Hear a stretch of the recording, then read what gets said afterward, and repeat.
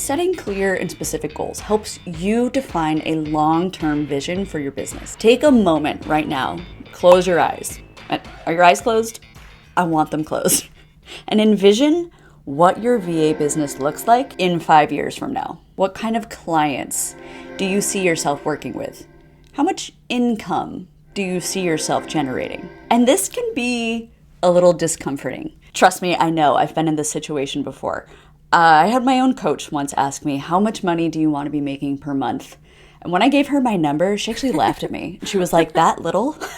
And it made me realize that maybe I wasn't dreaming big enough, being audacious enough. So in this particular section, don't be afraid to dream big. There is this saying, and it goes something like, shoot for the moon, and even if you miss, you're still going to be amongst the stars.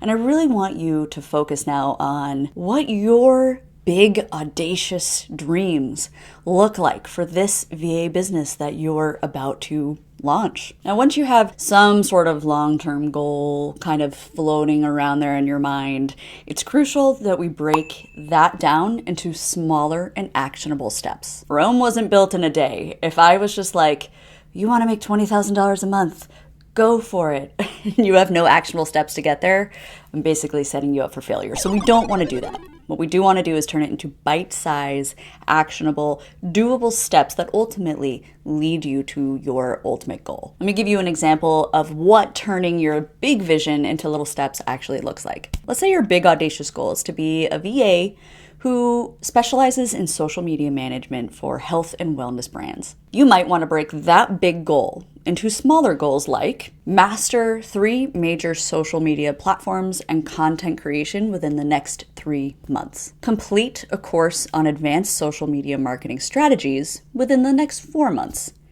And secure 2 new social media clients within the next 6 months. By breaking down your long-term vision into smaller, actionable goals, we're actually making your journey a little bit more manageable and a lot less overwhelming. These short-term goals that I just laid out, by the way, in that example, are great because they're milestones that mark your progress. For example, setting the milestone of finding 2 new clients within the next 6 months, those are actionable, manageable milestones.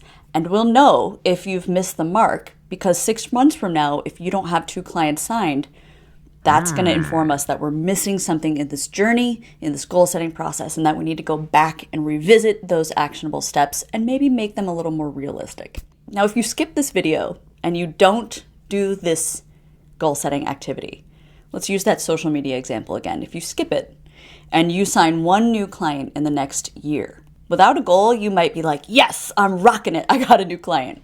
And while that's great, 1 client per year isn't going to be a sustainable business or move your business to the high profitability like you want to. So goal setting is important. It's milestones. It's setting goalposts for you that you can either meet or if you're missing the mark, you can adjust. I'm sure you've heard this phrase before, but we're going to be using the SMART goal metric to help create your goals. SMART goals stand for specific, measurable, achievable, relevant, and time-bound. So let's break down each component a little more. Specific goals mean we're going to clearly define what it is that you want to achieve. We're totally avoiding vague goals like increase clients.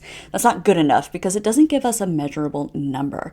So instead, I want you to make your goals specific, like acquire 4 new clients within the next 4 months. Measurable goals should be quantifiable. These allow you to track progress. So instead of saying, advertise my services online, which is, again, way too vague, we're going to make it measurable. So maybe you want to turn that into increase LinkedIn engagement by 20% within the next month.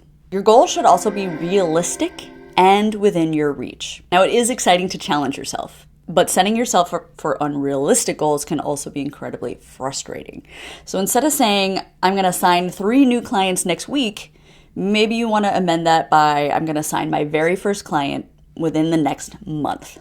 Your smaller bite-sized goals should also align with your long-term vision. This is what we mean by relevance. It should be relevant to your virtual assistant business. If, for example, your long-term goal is to work with podcasting clients, but you keep marketing yourself towards freelance writers, there's a huge disconnect there. So we need to make sure that everything you're doing touch backs to the relevancy of your long-term goals. And finally, we're going to set specific deadlines for your major goals. Having a timeline helps you stay focused. So for example, a goal like make my LinkedIn profile VA specific within the next week is a way better goal than make my LinkedIn profile better. And lastly, goals are meant to be flexible.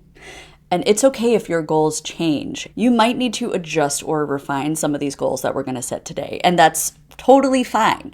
I want us to regularly review and assess your goals as we build your business to ensure that your actions are remaining relevant and aligned with your evolving vision of your business.